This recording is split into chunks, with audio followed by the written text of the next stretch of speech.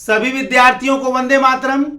मैं विकास श्रीवास्तव विक्रमादित्य आईएएस गोरखपुर के YouTube channel पर आपका स्वागत करता हूं। प्यारे विद्यार्थियों, आज अपने इस लेक्चर में हम लोग अनुच्छेदों में संविधान पढ़ेंगे। इसके पहले मैं 2 लेक्चर दे चुका हूं। आज तीसरा लेक्चर संविधान के अनुच्छेदों के बारे में देना जा रहा हूं। यानी अनुच्छेदों के माध्यम से हम संविधान का अध्ययन करेंगे, या कह लीजिए भारत के संविधान के महत्वपूर्ण अनुच्छेदों का हम अध्ययन करेंगे और उन अनुच्छेदों के तहत जो संवैधानिक प्रावधान किए गए हैं उनके बारे में हम लोग विस्तार से यहां चर्चा करेंगे। अनुच्छेद पॉलिटी के या संविधान में बड़ा महत्वपूर्ण स्थान रखता है और अनुच्छेदों के माध्यम से आपको प्री में तो सहयोग मिलता ही है, साथ में मेंस की परीक्षा में अगर आपके अनुच्छेद याद है तो आप अच्छे से लिखकर गणित की तरह नंबर पा सकते। तो अनुच्छेद 35 तक हो गया था। आज उसके बाद का हम लोग महत्वपूर्ण अनुच्छेद लेंगे। तो सबसे पहले 35 के बाद आर्टिकल 36 है, यानी हम लोग डीपीएसपी यानी director principle of state policy यानी राज्य के नीति तत्व में प्रवेश कर चुके हैं। ठीक है। अनुच्छेद 36 जो है वो राज्य की परिभाषा देता है, यानी राज्य किसको कहा। जैसे अनुच्छेद 12 में राज्य की परिभाषा था, उसी तरीके से अनुच्छेद 36 में भी राज्य की परिभाषा है। 36 में आर्टिकल 36 जो है वो राज्य स्टेट की, माने कौन राज्य माने यहां सरकार हो गया, मंत्री हो गया, केंद्र सरकार हो गया, राज्य सरकार हो गया, मंत्री हो गए, बड़े बड़े अधिकारी हो गए। यहां राज्य का मतलब प्रोविंस नहीं है, प्रदेश नहीं है। यहां राज्य का मतलब जो है वो सरकार से संबंधित है या सरकारी अधिकारी से संबंधित है। ठीक हुआ। तो अनुच्छेद 36 जो है वो राज्य की परिभाषा से संबंधित है। इसके बाद अनुच्छेद 39 में 39 में एक 39 घ है, यानी डी, समान कार्य के लिए समान वेतन। बहुत इंपॉर्टेंट है, वो कई बार एग्जाम में आ चुका है।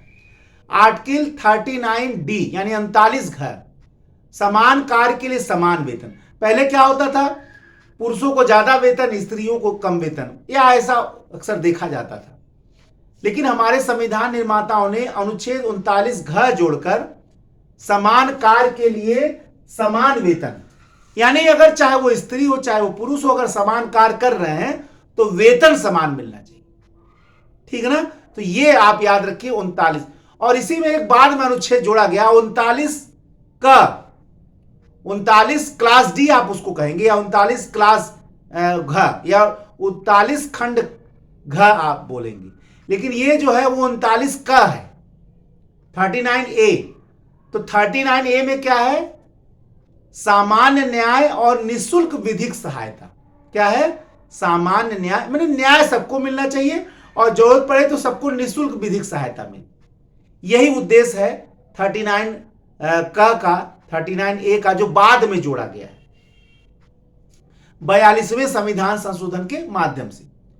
अब 39 के बाद जो अगला अनुच्छेद है आर्टिकल 40, आर्टिकल 40 क्या है, ग्राम पंचायतों का संगठन। बहुत लोग ये भी कहते हैं कि अनुच्छेद 40 जो है, जो ग्राम पंचायतों के संगठन की बात करता है, ये असल में महात्मा गांधी के प्रभाव से है। क्योंकि गांधी जी जो है वो गांवों के पंचायतों को प्रमुख मानते थे और उनकी सर्वोदय की जो योजना थी वो ग्रामीण गणतंत्रों का संघ ही था, जो उनकी संकल्पना थी। तो उन्हीं के प्रभाव से अनुच्छेद 40 आया और इन्हीं के अनुच्छेद 40 के ही क्रियान्वयन के लिए बलवंत राय मेहता कमेटी गठित की गई थी और 1959 में त्रिस्तरीय पंचायत हुआ। 73वां संविधान संशोधन भी इसी को सुधारने के लिए किया गया, इसी को मजबूत करने के लिए किया गया। तो अनुच्छेद 40 का क्रियान्वयन हुआ है, ऐसा नहीं है। चाहे वो 1959 2 अक्टूबर 1959 को त्रिस्तरीय पंचायत जो राजस्थान के नागौर से शुरू हुआ था। ये बार बार प्रश्न आता है कि पंचायती राज की स्थापना कहां से हुई थी, राजस्थान के नागौर से। और चाहे 73वां संविधान संशोधन हो 1992 में, ये सब कहीं ना कहीं 40 को ही क्रियान्वित करने के लिए किया गया था। तो याद रखिए, केवल आप अनुच्छेदों को रटिए नहीं। प्रश्न तो 2 4 5 जरूर अनुच्छेद से रहते हैं, हर साल रहते हैं। आप समझने का प्रयत्न करिए कि उसके प्रावधान क्या हैं। और मैं आपको बताऊं, अगर आपने अनुच्छेदों को समझ कर पढ़ा तो एग्जाम में बिल्कुल नहीं भूलेगा। एग्जामिनेशन हॉल में रट के जो पढ़ा जाता है वो जरूर बाहर हो जाता है और जरूर वो भूल जाता है। घंटा जब लगता है तो पहले जो है वो रटी पढ़ाई भूलती है। क्या याद रहता? स्थायी भाव। सब कुछ पढ़कर आपके अंतस चेतना में जो संग्रहित हुआ, आपके मन मस्तिष्क में जो संग्रहित हुआ, उसी को स्थायी भाव कहते हैं। और आईएएस की परीक्षा हमेशा उसी स्थायी भाव से निकलता है। याद रखिए इस बात को। आईएएस की परीक्षा रटे रटाए उत्तरों, रटे रटाए प्रश्नों से नहीं निकलता है। सब कुछ पढ़ने के बाद जो आपके मन मस्तिष्क में, आपके अंतस चेतना में जो स्थायी भाव निर्मित होता है, वही आईएएस के महल को साकार करता है जो आप सपने में देखते हैं। अगर आप या कोई विद्यार्थी, मैंने देखा है आजकल ये बहुत चल रहा है, इतना पढ़ लो सफल हो जाओगे, उतना पढ़ लो, बल्कि बहुत सारे शिक्षकों ने तो तुक्का लगाने का विधि बताया है। किसी भी गंभीर आदमी के लिए उचित नहीं है। हम आपको शॉर्टकट तो कभी नहीं बताएंगे। लाइक्स बढ़ाने के लिए, सब्सक्राइबर बढ़ाने के लिए शॉर्टकट नहीं बताएंगे। वो रास्ता बताएंगे जिससे आपको सफलता में देरी जरूर होगी लेकिन हर हाल में मिलेगी। वो रास्ता नहीं बताने का प्रयत्न करेंगे जिससे तत्काल क्षणिक सफलता तो मिले लेकिन विस्तृत रूप में आप हमेशा के लिए असफल हो जाएं, ये नहीं बताएंगे। इसलिए विस्तार से पढ़ने का प्रयत्न करिए। कुछ नहीं होगा, अनुभव तो होगा। एक की जगह आप 1000 बना देंगे। पढ़ाई ऐसे करिए, पढ़ाई को केवल साधन मत मानिए, साध्य मानिए। आप क्या करते हैं? पढ़ाई एक साधन बन जाता है और टारगेट आपका कंपटीशन है। नहीं, यही केवल मत मानिए। पढ़ाई को साध्य मानिए। पढ़ाई केवल सफलता ही साध्य नहीं है बल्कि तैयारी भी साध्य है।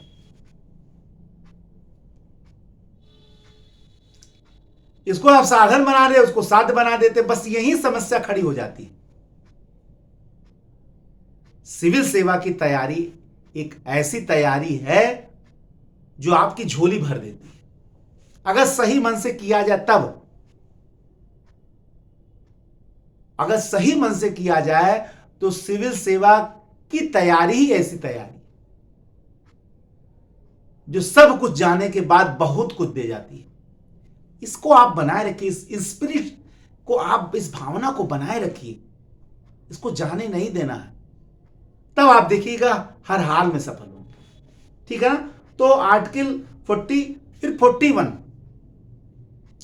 फिर अगला जो आर्टिकल है वो है 43, कर्मकारों के लिए निर्वाह मजदूरी। मतलब अगर श्रमिक लगे हुए तो उनके लिए ऐसी मजदूरी दी जाए जो निर्वाह हो उनके जीवन को संचालन के लिए। आर्टिकल 43 ये इसलिए बता रहा हूं इस अनुच्छेद को कि जो मनरेगा लाया गया था वो माना यह जाता है कि आर्टिकल 43 को ही लागू करने के लिए मनरेगा योजना जो आया था वो यूपीए सरकार ने लाया था। तो मनरेगा योजना इसी अनुच्छेद 43 को ही संचालित करने के लिए लाया गया था। ठीक है, ऐसा माना जाता है।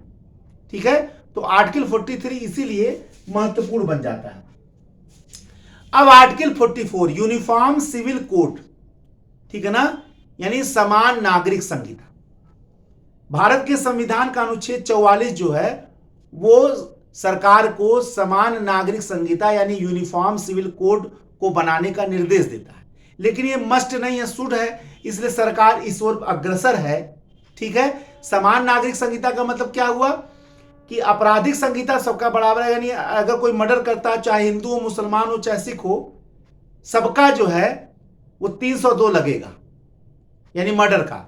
लेकिन जो नागरिक संहिता, जो पर्सनल लॉ बोर्ड है, पर्सनल लॉ जो है, शादी विवाह उत्तराधिकार का, ये हिंदू का अलग है, मुसलमान का अलग है, सभी का अपने धर्म के अनुसार है।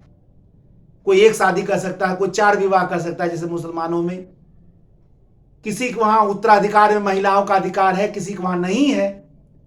तो जो पर्सनल लॉज हैं, नागरिक संहिता, वो सबके अलग अलग है। लेकिन अनुच्छेद 44 ये कह रहा है कि सबके बराबर होना चाहिए। गोवा भारत का एकमात्र ऐसा राज्य है जहां यूनिफॉर्म सिविल कोड लागू है। पुर्तगाली कानून के प्रभाव से वहां यूनिफॉर्म सिविल कोड लागू है, लेकिन भारत में पूर्ण रूप से अभी यूनिफॉर्म सिविल कोड लागू नहीं है, जिसके मामले में सरकार अग्रसर होती है। अनुच्छेद 45 यानी 45, अगर आपसे एग्जाम में यह पूछा जाए कि वह कौन सा अनुच्छेद है जो पहले राज्य के नीति निर्देशक तत्वों में था लेकिन अब मौलिक अधिकार हो गया, तो वो होगा अनुच्छेद 45। आर्टिकल 45 में क्या था? 6 से 14 वर्ष तक के बच्चे के लिए निःशुल्क और अनिवार्य शिक्षा की बात की गई, 6 से 14 वर्ष के लिए। अब 86वें संविधान संशोधन 2002 से आर्टिकल 21 का कर दिया गया है और शिक्षा को मौलिक अधिकार बना दिया गया। अब तो यहां कुछ बचा ही नहीं, तो 0 से 6 वर्ष के लिए बाल देखभाल की बात अब अनुच्छेद 45 में आ गई। अनुच्छेद 45 अब यही एग्जाम में पूछेगा कि कौन सा अनुच्छेद है जिसको मौलिक अधिकार बना दिया गया, तो आर्टिकल 40 पूरा चला गया 45। अब 0 से 6 वर्ष, 6 से 14 वर्ष था, अब 0 से 6 वर्ष के लिए बालकों के देखभाल की बात 45 में की गई है राज्य की ओर से। तो बहुत सारी योजनाएं चलती हैं, चाहे वो आंगनबाड़ी हो, चाहे बहुत सारी चीजें चल रही हैं, लेकिन यह है कि ये अनुच्छेद में बहुत जितना था उसको मौलिक अधिकार बना दिया गया। अब आइए आर्टिकल 48, कृषि और पशुपालन का संगठन। जाहिर सी बात है, भारत एक कृषि प्रधान देश है और पशुओं का महत्व तो कृषि में युगों से रहा है। तो यही कारण है आर्टिकल 48 में सरकार को दिया गया है कृषि और पशुपालन के संगठन के संदर्भ में। इसी कारण से सरकार समय समय पर, चाहे वो कृषि के लिए हो, चाहे किसानों के लिए हो, चाहे पशुओं के क्रूरता के विरुद्ध बहुत सारे नियम बने हैं, चाहे वो पशु तस्करी हो, चाहे पशु हत्या हो, बहुत राज्यों में कानून बने हुए हैं, वो इसी 48 को लागू करने के लिए बने। देखिए, डीपीएसपी ऐसा नहीं कि लागू नहीं हुआ है, राज्य के नीति निर्देशक तत्व जो हैं उसको लागू कराने के लिए बहुत से कानून आए, ये आप अलग से भी पढ़ लीजिए, ठीक है। इसके बाद 48 का 48 का जो है वो है पर्यावरण संरक्षण तथा वन एवं वन्य जीवों का रक्षा, यानी 48 का के तहत जो है, 48A के तहत, 48A के तहत जो है वो राज्य को पर्यावरण के संरक्षण, यानी भारत एक ऐसा देश है जिसने अपने संविधान में ही पर्यावरण संरक्षण को शामिल किया और साथ में वन और वन्य जीवों की सुरक्षा की बात की गई, ठीक है।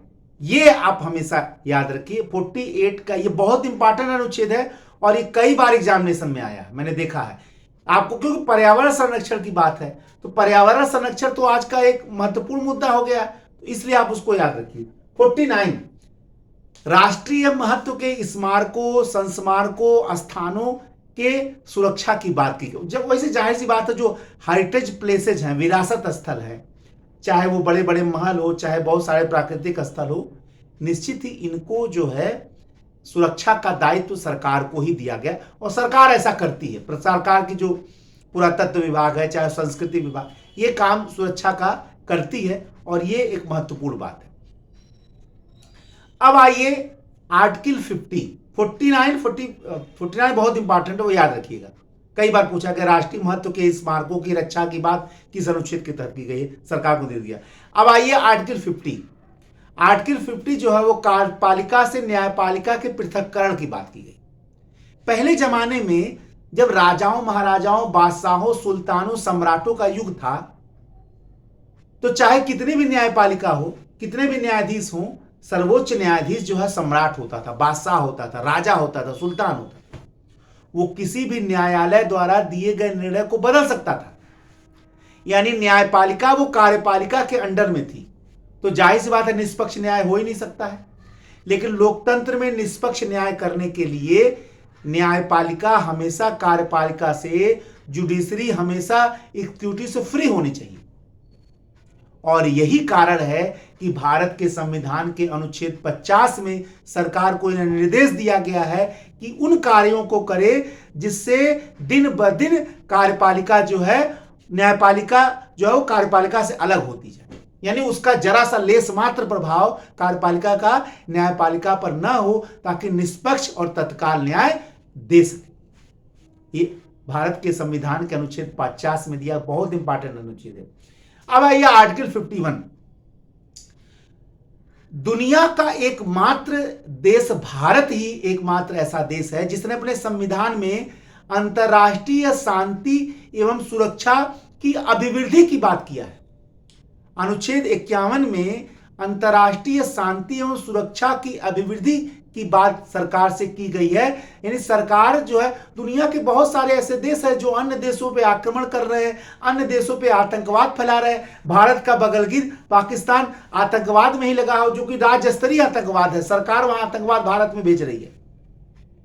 लेकिन भारत दुनिया का एकमात्र ऐसा देश है जिसने अपने संविधान में अंतर्राष्ट्रीय शांति एवं सुरक्षा की अभिवृद्धि की बात की। यानी सरकार का ही काम होगा कि अंतर्राष्ट्रीय पूरे विश्व में शांति एवं सुरक्षा की भावना को वृद्धि करे। बताइए, संविधान में इसका वर्णन, और यह प्रभाव कहीं किसी अन्य देश के संविधान से नहीं आया है। यह भारतीय संस्कृति की जन्म घुट्टी है। युगों पहले कहा गया था, सर्वे भवन्तु सुखिनः सर्वे सन्तु निरामयः सर्वे भद्राणि पश्यन्तु मा कश्चित् दुर्भाग् भवेत्। हमारे वहां सर्व की बात की गई थी, केवल भारत की या हिंदू की बात नहीं की गई थी, सब सुखी हों। और इस सर्व में ही अनुच्छेद 51 समाहित है, अंतर्राष्ट्रीय शांति एवं सुरक्षा की अभिवृद्धि। ठीक है ना। ये अनुच्छेद, बहुत लोग कहते हैं कि भारत के संविधान में ओरिजिनलिटी नहीं है, यही तो ओरिजिनलिटी है। अंतर्राष्ट्रीय शांति एवं सुरक्षा की वृद्धि, सर्वे भवन्तु सुखिनः। जब हमने पूरे विश्व को कुटुंब माना था, वसुधैव कुटुंबकम, पूरा विश्व एक कुटुंब है, परिवार है, तब अनुच्छेद 51 से पहले की बात, बहुत पहले की बात है, युगों पहले की बात है। और उसी को संचालित, चाहे वो सर्वे भवन्तु सुखिनः हो, चाहे वसुधैव कुटुंबकम की भावना है, उसी को प्रसारित करने के लिए अनुच्छेद 51 को लाकर अंतर्राष्ट्रीय शांति एवं सुरक्षा की अभिवृद्धि की का निर्देश किसको दिया गया? सरकार को दिया। ठीक है ना। तो इस प्रकार अनुच्छेद 36 से 51 के जो महत्वपूर्ण अनुच्छेद हैं आज हो गए। नए लेक्चर के साथ पुनः आपके समक्ष उपस्थित होऊंगा। तब तक के लिए जय हिंद, जय भारत, वंदे मातरम। धन्यवाद।